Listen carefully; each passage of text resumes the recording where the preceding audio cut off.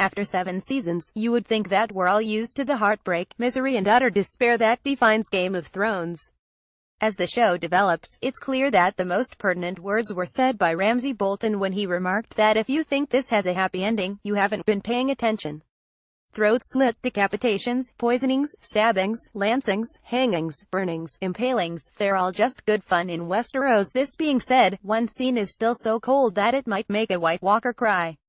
In a show that revels in death scenes, the burning of Princess Shireen by Stannis and Melisandre still haunts the minds of some Game of Thrones fans.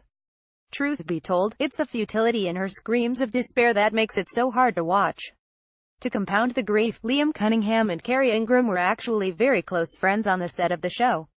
As Davos said to Melisandre, "I loved that girl, like she was my own.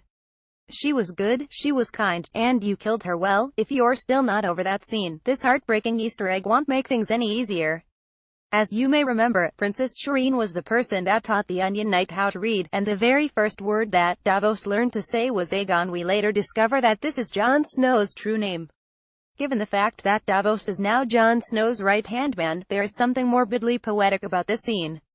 In an interview with Huffington Post, Liam Cunningham was asked about this particular foreshadowing and he confirmed that it was intentional by the creators. "Yeah, they're very good at that sort of thing. David Benioff and Dan Weiss plant little Easter eggs there if you want to see them," said Cunningham. "You have to love Game of Thrones.